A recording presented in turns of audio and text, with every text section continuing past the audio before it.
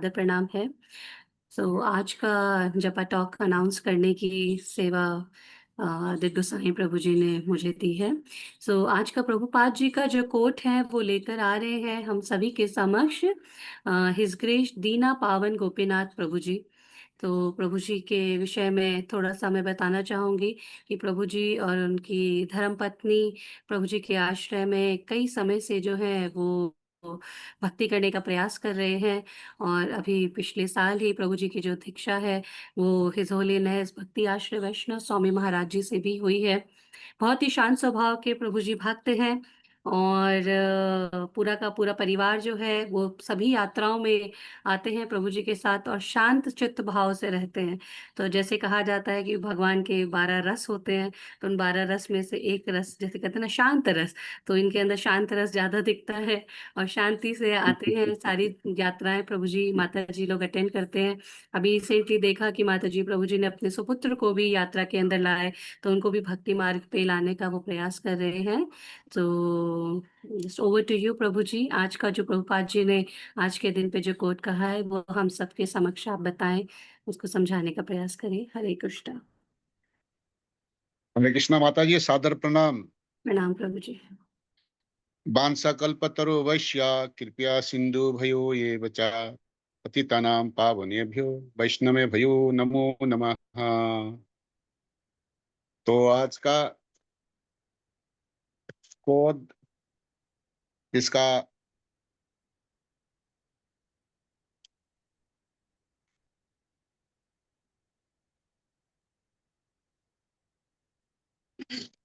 हिंदी में अनुवाद है। हर शिष्य को हमें कृष्ण के लिए किसी न किसी सेवा में लगे रहना चाहिए। हमें अपना मन को खाली न रखने देना चाहिए। यदि मन सदा कृष्ण भावनामृत की गतिविधियों से भरा रहेगा तो माया को मन पर बैठने और हमें अपने बस में करने का कोई अवसर नहीं मिलता। तो मुकुंद को पत्र है 6 मई 1968 का। तो मैं ये जहां तक समझ पा रहा हूं कि ये कृष्णा भावनामृत में अपने मन को लगाना है, निरंतर लगाना है। तो इसका एक छोटा सा संक्षिप्त व्याख्या ही है इसका। इस संदेश का मुख्य अर्थ है कि मन कभी खाली ना रह सकता। या तो वो आध्यात्मिक कार्य में लगेगा या फिर भौतिक की ओर चला जाएगा। इसलिए साधक के लिए आवश्यक है कि भगवान की सेवा जैसे सेवा जप कीर्तन अध्ययन में लगा रहे। अपने मन को सकारात्मक और आध्यात्मिक कार्य में व्यस्त रखे। खाली समय को माया का प्रवेश द्वार ना बनने दे। सरल शब्दों में इसमें इंग्लिश का एक वर्ड आता है कि आइडियल माइंड इज मायास वर्कशॉप। खाली मन माया का घर बन जाता है। तो जैसे मैं समझ पा रहा हूं, इसमें भगवत गीता और भागवतम का कई श्लोक है। और ये श्लोक जैसे कि भगवत गीता 9.14, 8.7, 6.26, 6.5, 6.6 और 6.7। 6.5 में अनुवाद में ये कह रहे हैं कि मनुष्य को चाहिए कि अपने मन के बारे में ज्यादा विस्तार से इसमें दिया हुआ है आज के कोट में, कि मनुष्य को चाहिए कि अपने मन की सहायता से अपना उद्धार करे और अपने को नीचे ना गिरने दे। ये मन बद्ध जीवों का मित्र भी है और शत्रु भी है। आगे श्लोक में भगवत गीता में बता रहे हैं, जिसने मन को जीत लिया है उसके लिए मन सर्वश्रेष्ठ मित्र है। किंतु जो ऐसा नहीं कर पाया तो उसके लिए मन सबसे बड़ा शत्रु बन रहेगा। आगे भगवत गीता का ही एक और श्लोक है जिसका अनुवाद है, जिसने मन को जीत लिया है उसने पहले ही परमात्मा को प्राप्त कर लिया है, क्योंकि उसने शांति प्राप्त कर लिया है। ऐसे पुरुष के लिए सुख दुख, सर्दी गर्मी एवं मान अपमान एक जैसे हैं। तो ये मैंने इसका हिज होलीनेस गोपाल कृष्ण गोस्वामी महाराज का लेक्चर सुना था। तो उन्होंने इसके बारे में बड़े स्पष्ट रूप में बताया। जैसे इसमें कहा कि ऐसे पुरुष के लिए सुख दुख, सर्दी गर्मी एवं मान अपमान एक से हैं। तो उन्होंने बड़ा स्पष्ट रूप में बोल रहे थे, और ऐसे महापुरुष को हम मानते भी हैं। उनके लिए ऐसा कोई प्रभाव नहीं पड़ता, जैसे सुख दुख, सर्दी गर्मी, मान अपमान उनके लिए एक जैसा ही है।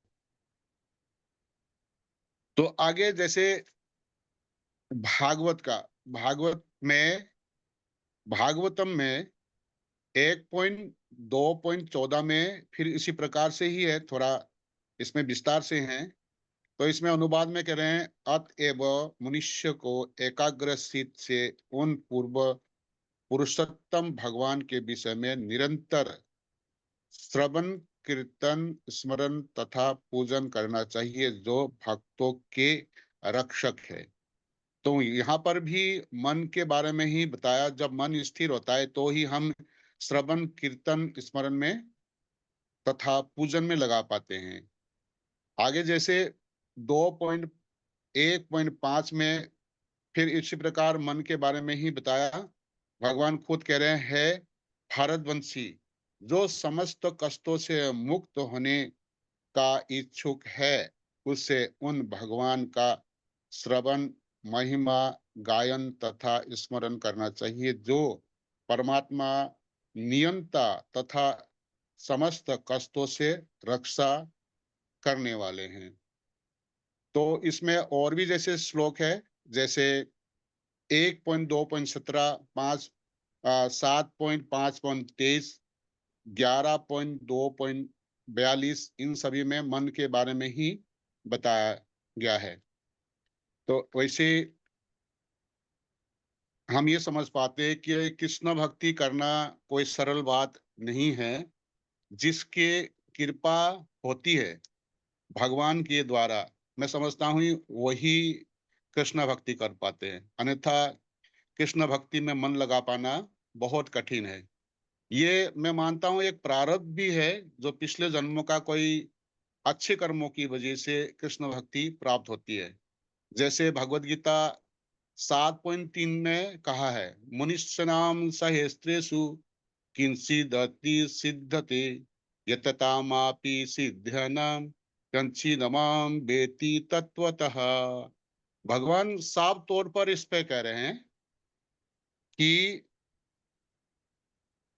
कई हजार मनुष्य में से कोई एक सिद्धि के लिए प्रयत्नशील होता है, और इस तरह सिद्धि प्राप्त करने वालों में से बिरला, मतलब बहुत कोई धनी व्यक्ति, भक्ति से जो धनी व्यक्ति जिसकी कृपा हुई है भगवान के द्वारा, वही बिरला ही कोई एक मुझे वास्तव में जान पाता है। अन्यथा बहुत सारे ऐसे लोग हैं, कुछ दिनों के लिए कृष्ण भक्ति में आते हैं और छोड़ छाड़ के चले जाते हैं। ये बड़ी विडंबना है भक्तों के लिए कृपा पाना भगवान से। तो आगे फिर इसी प्रकार भगवान एक श्लोक में बहुत अच्छी तरह कह रहे हैं, इसमें भी हम ये समझ पाते हैं कि यत् करोसि यद यजुनासि यदुर्हसि ददासि यत् यत् तपस्सि कौन्तेय तत्कुरु सब मत्पर नमः। तो भगवान यहाँ पांडवों को समझाने की प्रयास करेंगे, हे कुंती पुत्र, तुम जो कुछ करते हो, जो कुछ खाते हो, जो कुछ अर्पित करते हो या दान देते हो, और जो भी तपस्या करते हो, उसे मुझे अर्पित करते हुए करो। भगवान साफ तौर पर कह रहे हैं ये। तो हम ये समझ पाते हैं कि कृष्ण भक्ति करना एक महान भक्ति है। उसका उद्देश्य यही है कि जन्म मृत्यु का जो बंधन है, उससे अल्टीमेटली छुटकारा पाना और भगवत धाम में निश्चित तौर पर जा पहुंचना, यही कृष्ण भक्ति है। और इसमें कुछ निष्कर्ष मैंने लिखा है कि यहाँ शिक्षा बहुत व्यवहारिक है। मन हमेशा किसी न किसी चीजों में लगेगा। अगर वो कृष्ण में लगा तो शांति और मुक्ति मिलेगी।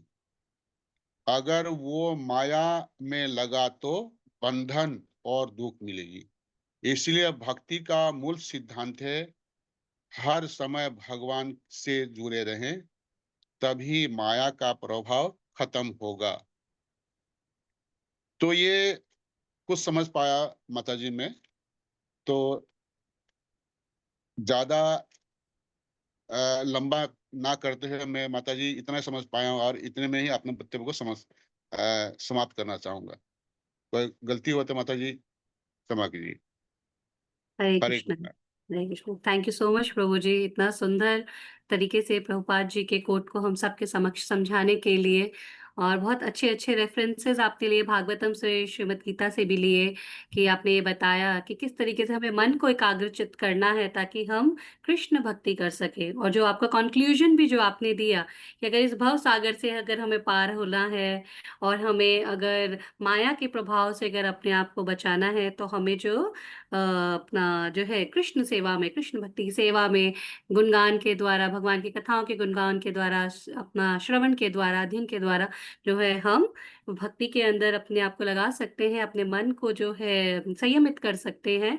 क्योंकि प्रभु जी भी कई बार लेक्चर्स में, इस प्रशांत मुकुंद प्रभु जी भी बताते हैं कि गीता में लिखा है, चंचला ही मना कृष्ण। मन जो है, मैं अर्जुन कह रहे हैं वायु को वश में कर सकता हूँ, लेकिन मैं मन को वश में कैसे करूं।